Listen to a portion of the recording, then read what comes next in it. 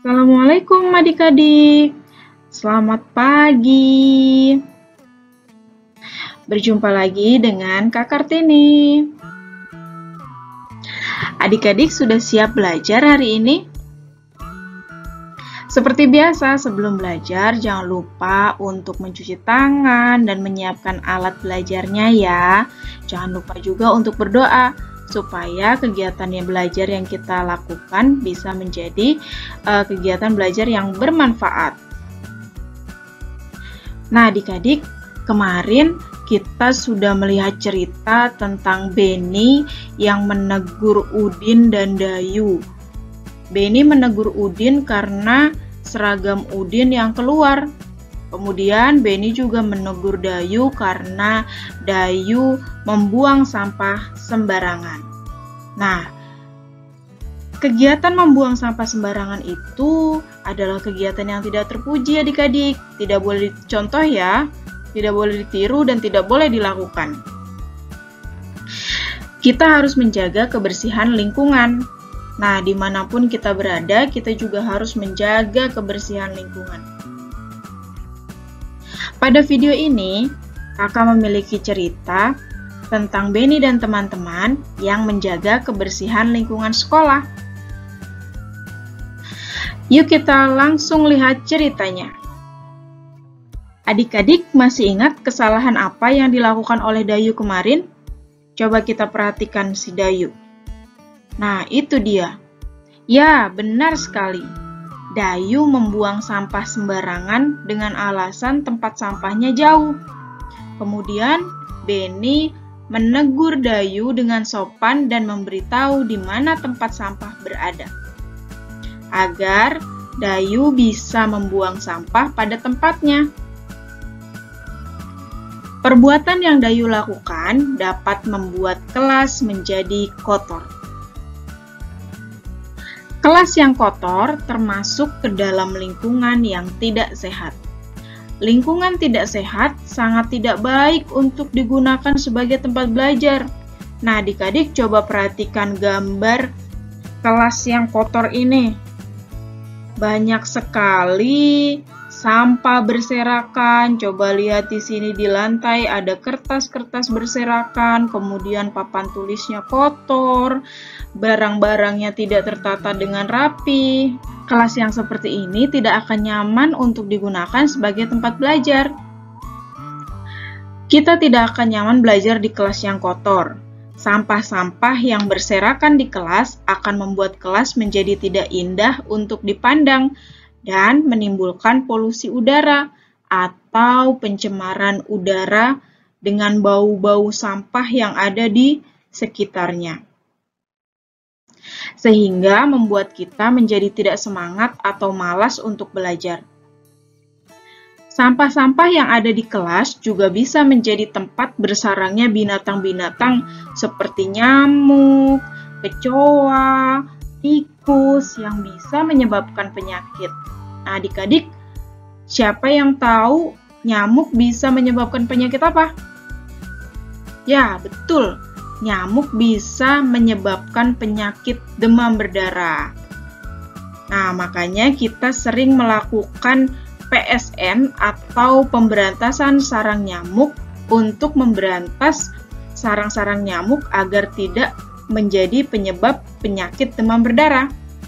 Kemudian ada kecoa, ada tikus yang juga menyebabkan penyakit. Perhatikan gambar ini. Kelas ini tampak bersih dan nyaman untuk digunakan belajar. Bagaimana cara menjaga kebersihan lingkungan kelas? Nah, mari kita lihat sama-sama. Yang pertama adalah bisa dilakukan dengan melaksanakan piket untuk membersihkan kelas. Piket dilakukan bersama-sama dengan bergotong royong agar terasa lebih ringan untuk membersihkan kelas. Jika piket dikerjakan secara bersama-sama, maka pekerjaan yang berat akan terasa lebih ringan. Adik-adik bayangkan jika adik-adik hanya sendiri untuk membersihkan satu kelas. Wah, pasti akan sangat berat dan lama selesainya. Tapi jika dikerjakan dengan bersama-sama, maka pekerjaan yang berat akan terasa lebih ringan. Kegiatan yang dilakukan pada saat piket di kelas diantaranya adalah menyapu dan mengepel lantai.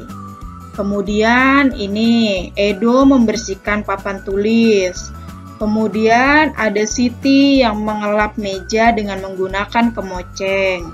Kemudian ada juga yang sedang mengelap jendela. Nah, mereka membagi tugas agar tugas cepat selesai. Bagian luar kelas juga harus kita bersihkan ya adik-adik, seperti halaman dan taman. Kita bisa menyapu halaman dan membuang sampah pada tempatnya. Nah, alat yang digunakan untuk mengumpulkan sampah ini adalah pengki. Kegiatan menyiram tanaman juga penting untuk menjaga kebersihan dan kesehatan lingkungan. Jika banyak tanaman dan bunga tumbuh subur, maka bisa membuat lingkungan menjadi asri dan udara menjadi lebih segar. Nah, adik-adik, begitulah cara menjaga kesehatan lingkungan. Nah, ada beberapa kosakata baru yang kita pelajari hari ini. Yang pertama, ada polusi udara, yang artinya adalah pencemaran atau pengotoran udara.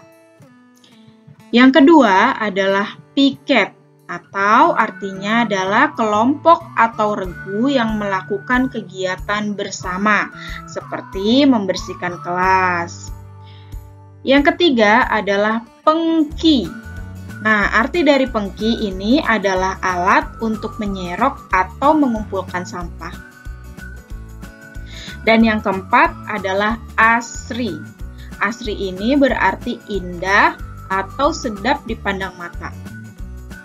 Alat-alat yang digunakan untuk menjaga kebersihan dan kesehatan lingkungan, nah bisa kita lihat di sini sudah kakak kumpulkan alat-alatnya semua.